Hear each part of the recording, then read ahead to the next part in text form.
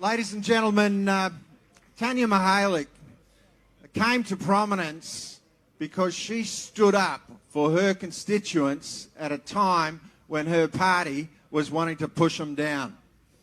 And she found herself caught between a rock and a hard place. And she was told just to go quietly, just to pipe down, not to make a fuss and to go with the flow. But Tanya Mihalik was not going to go with the flow.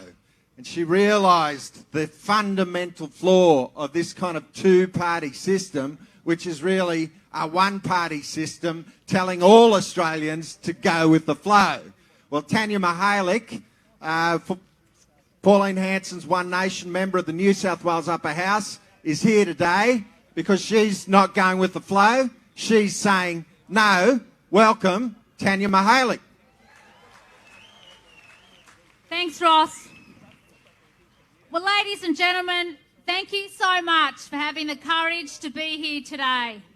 Today is a very significant occasion because it's the start of a very big fight that we have for the next couple of weeks to make sure that we send a very strong message to our families, to our friends, to our neighbours, to our colleagues, to everybody that we see on the streets in the next couple of weeks that we need to vote no.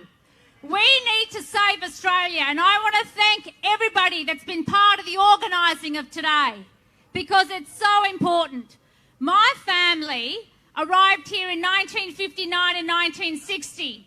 They migrated and ran away from communist countries. They came to Australia for a better life, for better opportunities.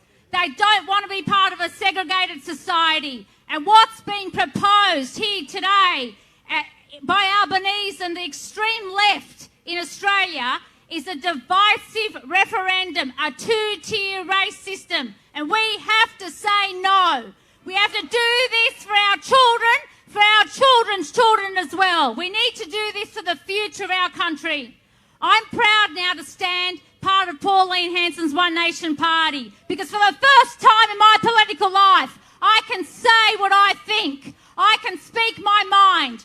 And I know I need to fight for Australia, and each of you are fighting for Australia as well, and I thank you so much for that. This week I moved a motion in Parliament to actually save Australia Day on January 26th. And I know not everybody agrees with that, but I do. I love Australia Day, I love our Australian flag, and I do love our Australian anthem. I'm proud to be Australian, and we all need to be back to being proud to be Australian as well. We are the lucky country. Do people remember that? We're actually the lucky country. We're the envy of the world. That's why people come here and migrate to Australia each and every year, because they want to be part of the lucky country. Let's keep it the lucky country. Let's keep it the lucky country. To our brothers and sisters, our Indigenous brothers and sisters, I say this. I want you to prosper as well. We need to get your kids out of incarceration. We need to get your kids out of care and back to the family home. That's what Aboriginal Australians need. They need proper opportunities. This voice is not that, okay? It's for the elite, the socialist left elite. They're the only people that will benefit if this referendum ends up being successful. So I ask each and every one of you to fight hard in the next couple of weeks.